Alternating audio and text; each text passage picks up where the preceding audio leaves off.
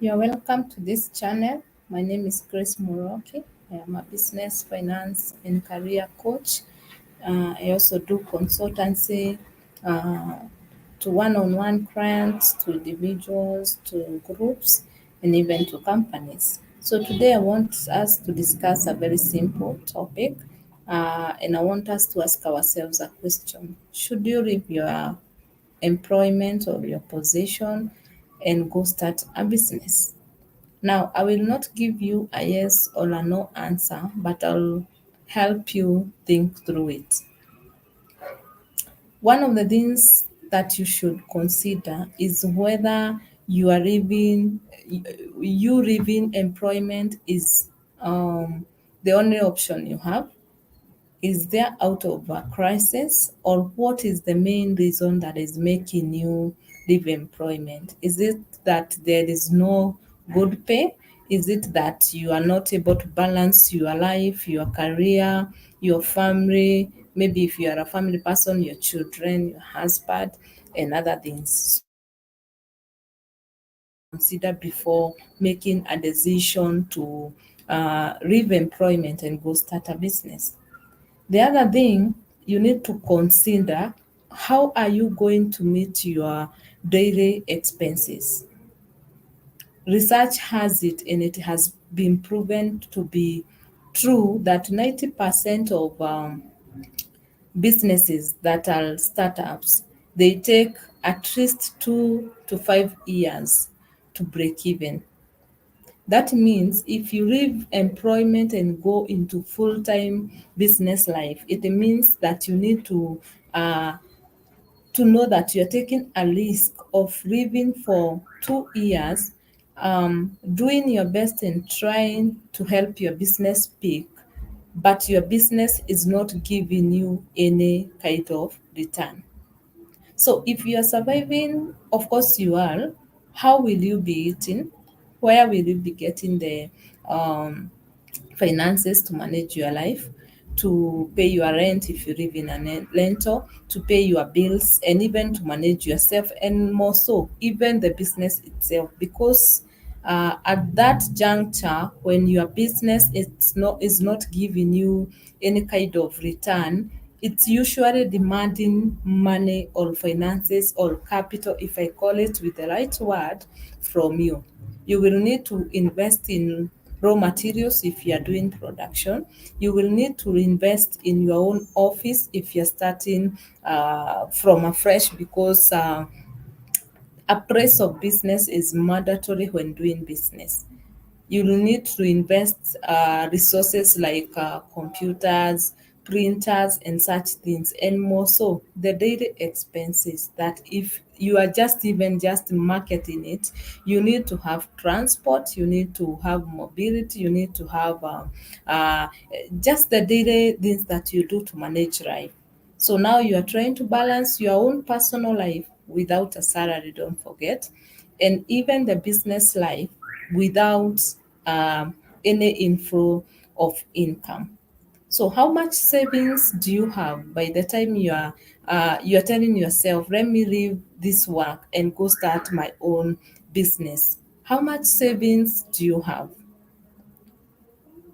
This research usually says that you should not leave employment, go start a business if you cannot sustain your current life for 6 months without borrowing or without earning any extra single coin. So if the savings you have, and you are, let's assume that you are daily monthly bills amount to maybe even 50,000, let's assume that.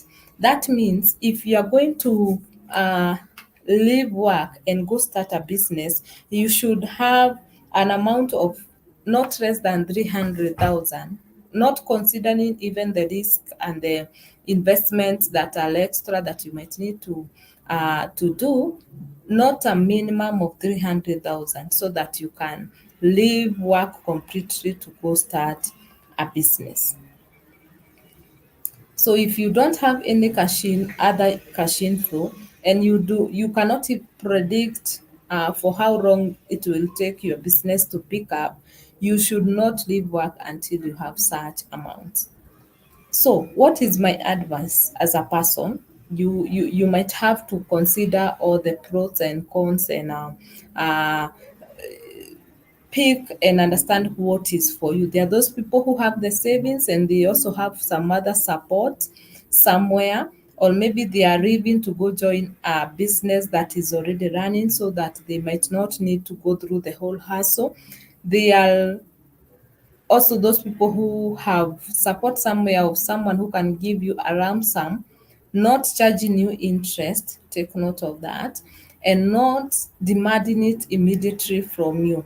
Because if you go take like a facility from a financial institution, immediately they'll start charging you interest. They will also start demanding that you start repaying your facility. So if you don't even have the inflow or amount or the cash inflow to just sustain yourself as a business person, how are you going to repay them? So that's why I'm saying you might need to consider many scenarios, because every person, they have their own different approach to things. So you need to sit down and analyze and come out with yours. But my proposal is, if you don't have the way of sustaining your life through for the next like 2 years as you market your business, uh, I usually say you can be wise enough. You can work an extra hour. You can sustain your employment position. Give yourself a timeline, maybe 2 years for those 3 years. Then you can start your business in the sideline. That does not mean that you don't go delivering what is expected of you by your employer. It only means that you need to work extra hours, maybe through the night or through the early mornings, to do your business and to make sure everything is done. So that if, for example, you have some orders you need to deliver to a client, you can organize everything in the morning and then get a rider or a delivery or a courier service to go deliver for you as you um, go to work, so that you remain loyal to your employer as you balance your business on this other side.